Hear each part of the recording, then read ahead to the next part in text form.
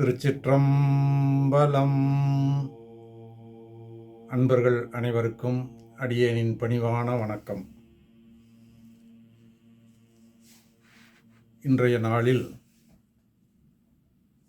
திருமுறைகளிலே 8ஆம் திருமுறையாக இடம்பெற்றிருக்கின்ற திருவாசகத்திலிருந்து திருக்கோத்தும்பி என்கின்ற அந்த பதிகத்தின் 3வது பாடலிலிருந்து சிந்திக்க இருக்கின்றோம்.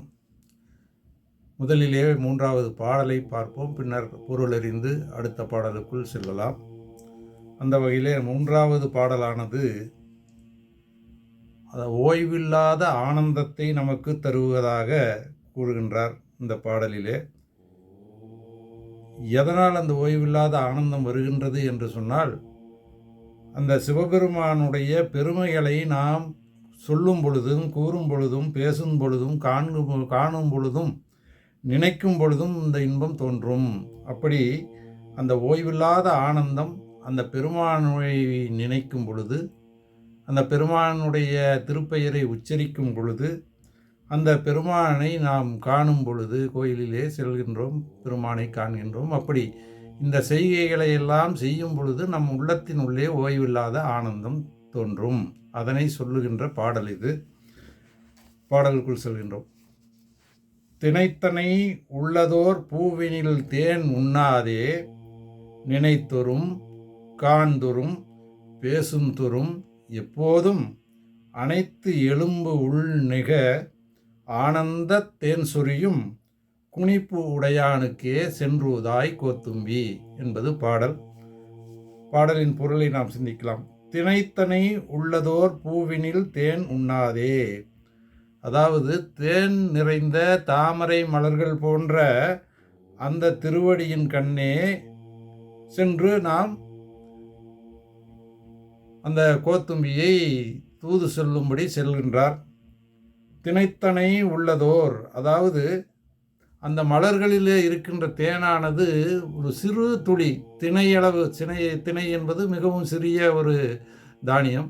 அந்த திணையளவே இருக்கின்ற தேனை, தினைத்தனை உள்ளதோர், திணையளவே இருக்கின்ற அந்த மலர்களிலே இருக்கின்ற தேனை பருகாமல், அந்த சிறு அளவு தேனை போய் நாம் அதை பெரியதாக எண்ணிக்கொண்டு அதனை உண்ணாமல் என்ன செய்ய வேண்டும் என்கின்றார். பூவினில் தேன் உண்ணாதே, நினைத்தோறும் நினைக்கும் தோறும், காண்தோறும் காணும் தோறும், பேசுந்தோறும் சொல்லும் தோறும், மற்றும் எக்காலத்தும் எப்போதும் மற்றும் எல்லா காலத்திலும்.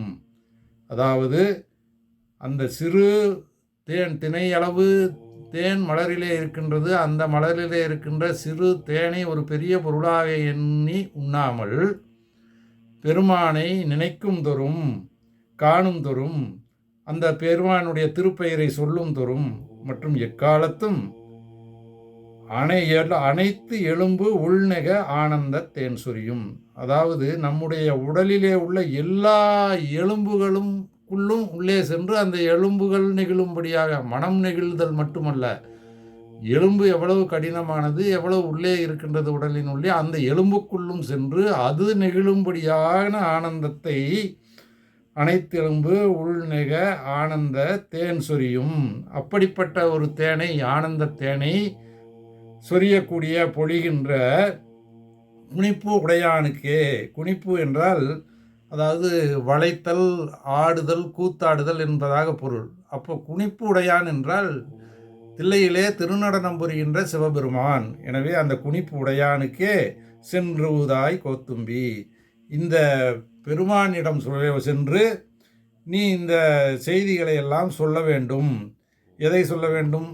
தினையளவு தேன் பெரியது அல்ல.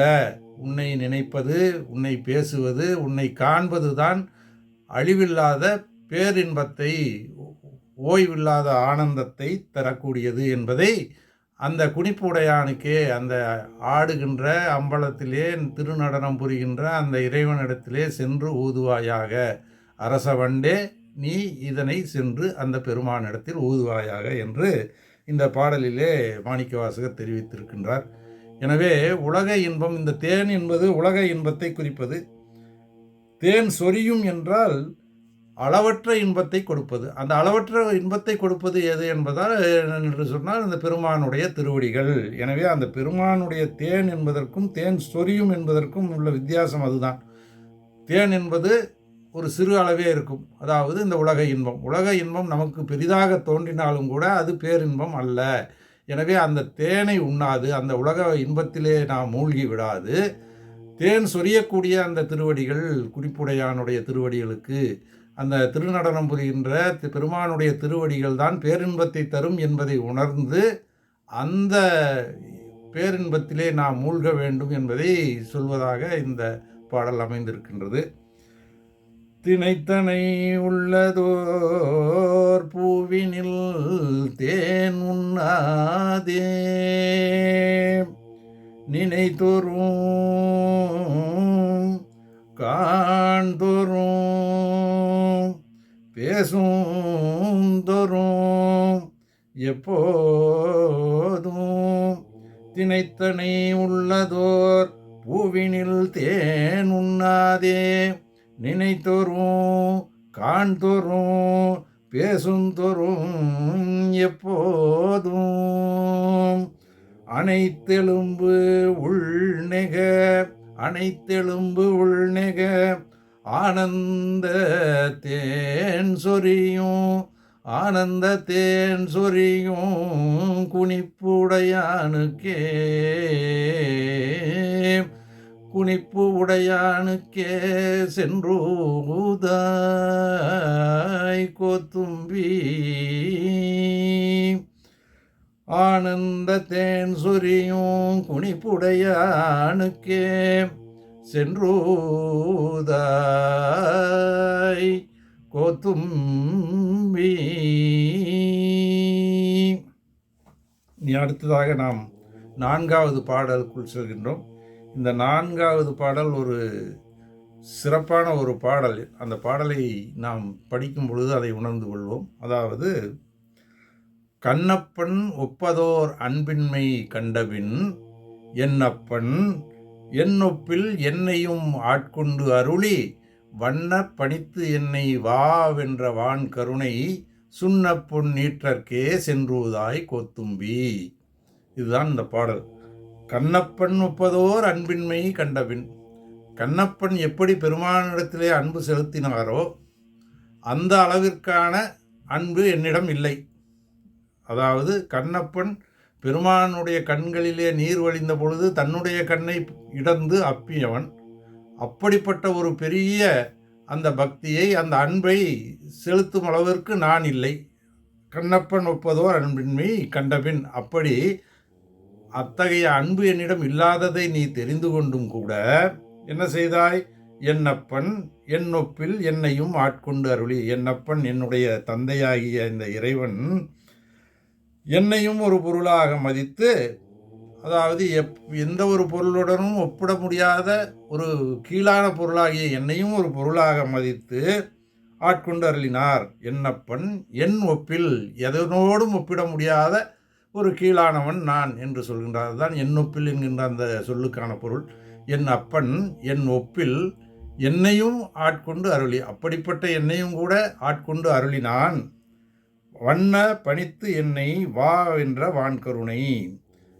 வண்ணப்பணித்து, வண்ணம் என்பதற்கு அழகாக என்று பொருள். வண்ணப்பணித்து, அந்த பணித்து என்பதற்கு அதாவது ஆணையிடுதல், ஆர்டர் போடணும்னு சொல்கிறாங்க இல்லையா, அது மாதிரி.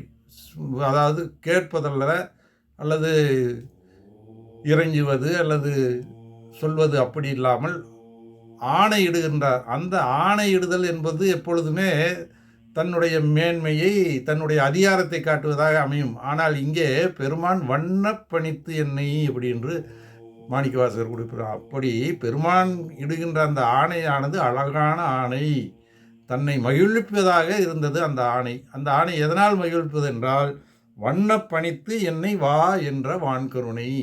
வானளவிற்கு உயர்ந்த அந்த கருணையை எனக்கு காட்டுவதற்காக அவர் என்னை வா என்று அழைத்தார். இங்கே அந்த திருப்பெருந்துறைக்கு அவரை வரவழைத்து அங்கே அவரை ஆட்கொண்ட பெருமான் பின்னர் தில்லைக்கு வா என்று சொல்லிவிட்டு மறைந்து விட்டார். அந்த தில்லைக்கு வா என்று சொன்னதைத்தான் இங்கே குறிப்பிடுகின்றார். வண்ண பணித்து என்னை வா என்ற வான்கருணை நீ தில்லைக்கு பின்னர் வருவாயாக என்று சொல்லி அங்கே மறைந்து விட்டார். அப்படி வரவா என்று சொன்ன அந்த பெருமானுடைய மேலான கருணையை சுண்ண பொன்னீற்றற்கே சென்றுதாய் கோத்தும்பி. அந்த சுண்ண பொன்னீற்றிற்கு, அதாவது அழகிய வெண் திருநீரை, அந்த திருநீரை அணிந்த அந்த பெருமானுக்கு சுண்ண பொன்னீற்றற்கு சென்றுதாய், அவரிடம் சென்று சொல் என்று அந்த கோத்தும்பி ஆகிய அரசவண்டை அழைத்து அதனிடம் இவ்வாறு சொல்கின்றார். இந்த முதல் அடிதான் இங்கே மிக முக்கியமானது. கண்ணப்பன் ஒப்பதோர் அன்பின்மை கண்டபின் என்று சொல்கின்றார். எப்படி கண்ணப்பன் 6 நாட்களிலே பெருமான் கண்ணப்ப நாயனாரை ஆட்கொண்டார். அதைத்தான் இப்போ பட்டினத்து பிள்ளையார் கூட அவர் தன்னுடைய ஒரு பாடலிலே சொல்கின்றார்.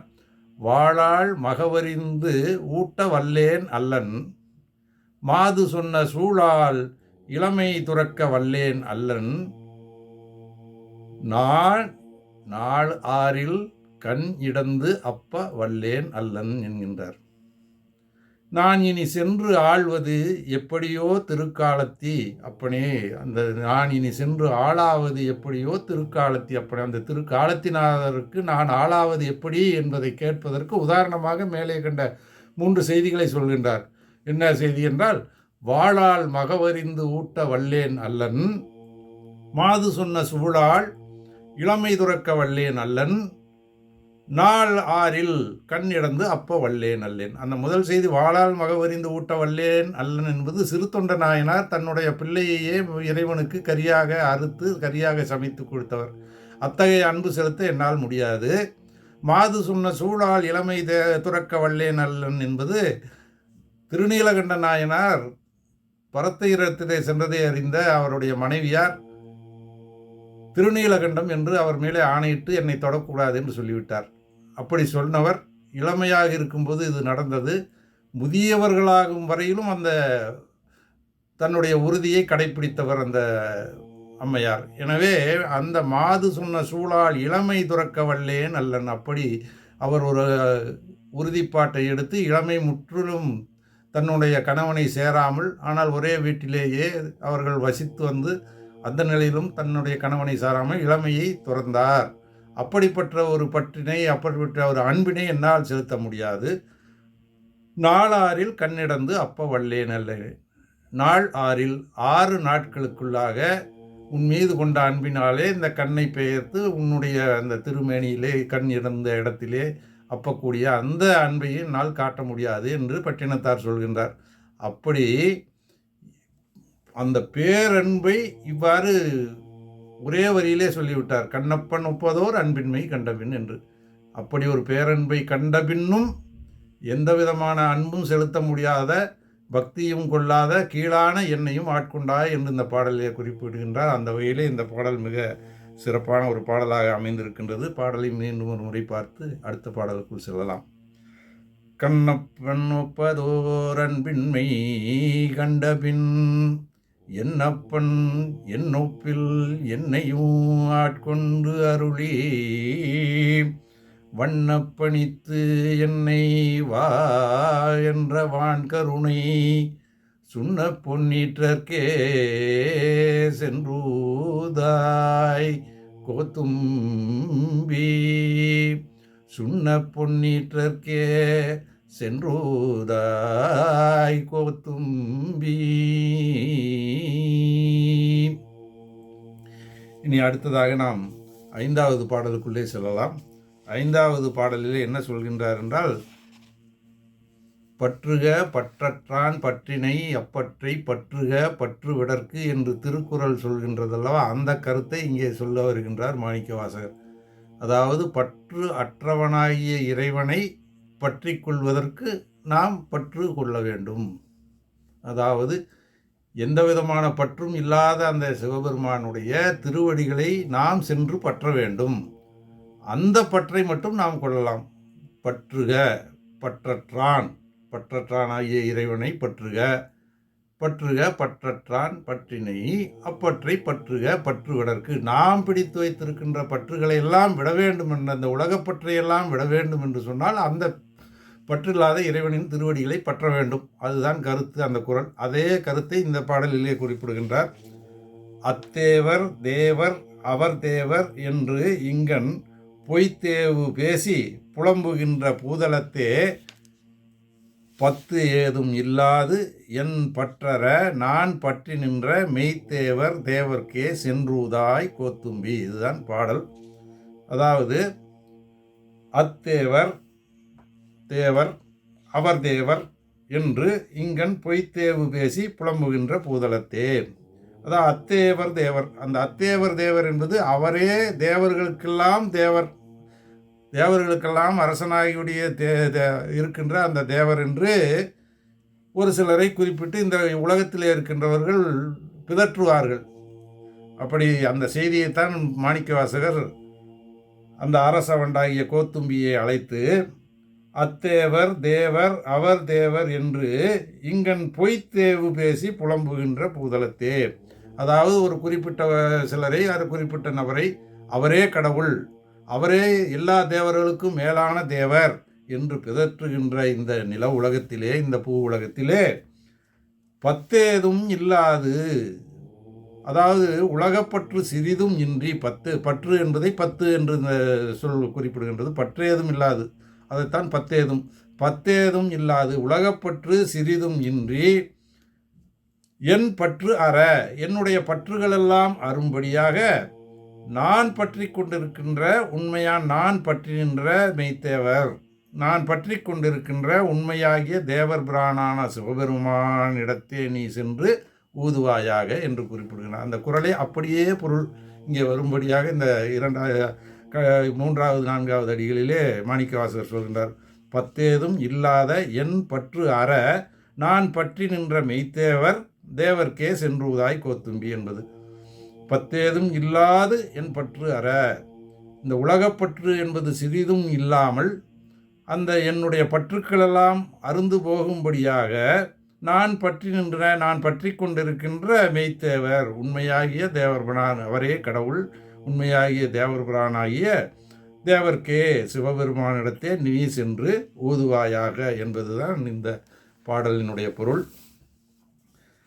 அத்தேவர் தேவர் அவர் தேவர் என்று இங்கண் பொய்த்தேவு பேசி புலம்புகின்ற பூதலத்தே. அத்தேவர் தேவர் அவர் தேவர் என்று இங்கண் பொய்த்தேவு பேசி புலம்புகின்ற பூதலத்தே பத்தேதும் இல்லாது என் பற்று அற நான் பற்றி நின்ற மெய்த்தேவர் தேவர்க்கே சென்றூதாய் கோத்தும்பி.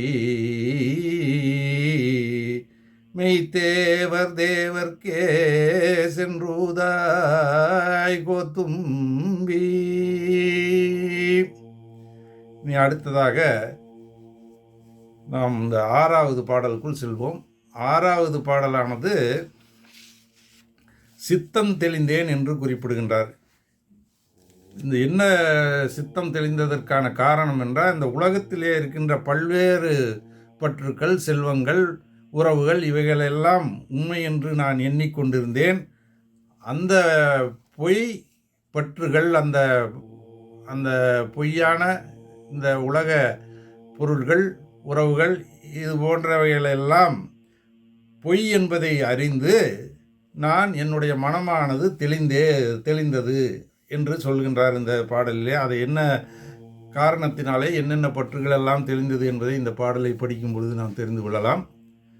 வைத்த நிதி, பெண்டீர், மக்கள், குலம், கல்வி என்னும் பித்த உலகில் பிறப்போடு இறப்பு என்னும் சித்த விகார கலக்கம் தெளிவித்த வித்தக தேவர்க்கே சென்றுவதாய் கோத்தும்பி.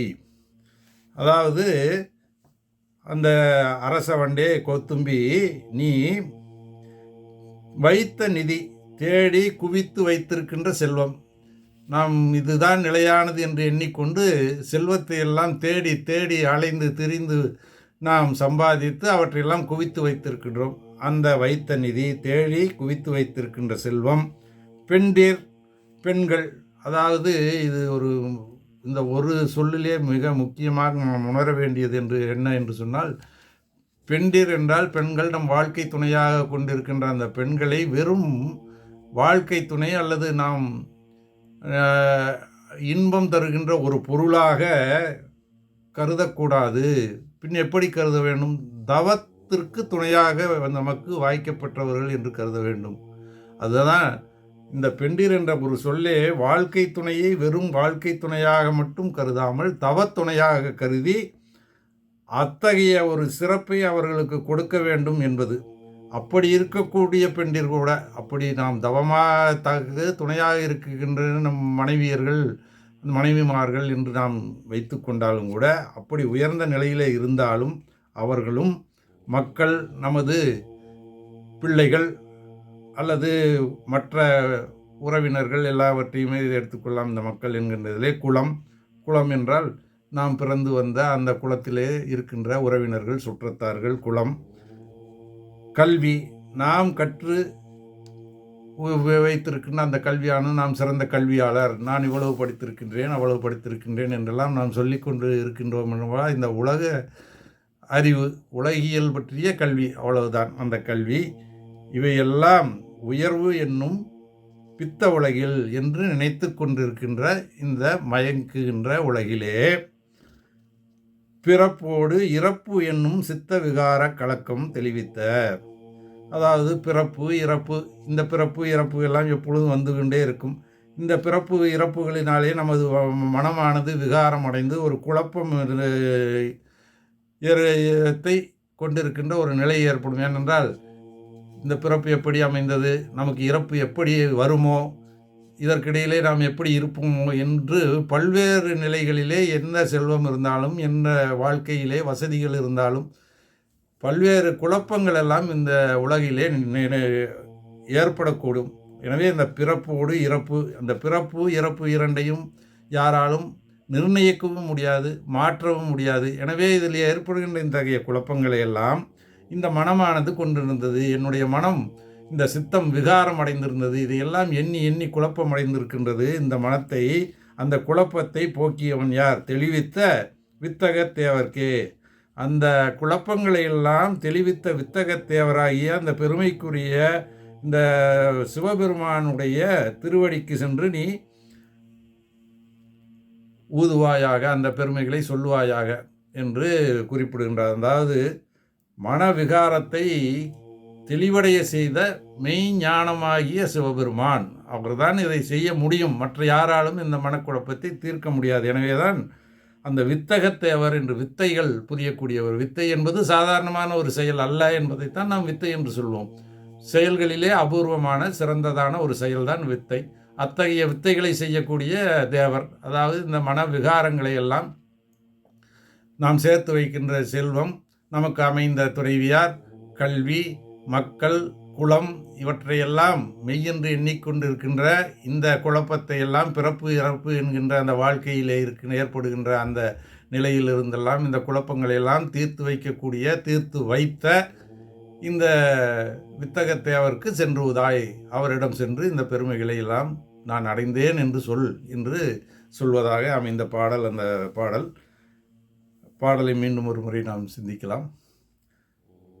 வைத்த நிதி பெண்டீர் மக்கள் குலம் கல்வி என்னும் பித்த உலகில் பிறப்போடு இறப்பு என்னும் சித்த விகார கலக்கம் தெளிவித்த, சித்த விகார கலக்கம் தெளிவித்த வித்தகத்தேவர்க்கே சென்றூதாய் கோத்தும்பி. பிறப்போடு இறப்பு என்னும் சித்த விகார கலக்கம் தெளிவித்த வித்தகத்தேவர்க்கே சென்றூதாய் கோத்தும்பி. இந்த அளவிலே இன்றைய பதிவை நிறைவு செய்கின்றோம். மீண்டும் ஒரு முறை அன்பர்கள் அனைவருக்கும் அடியேனின் பணிவான வணக்கத்தை சொல்லி மகிழ்கின்றேன். திருச்சிற்றம்பலம்.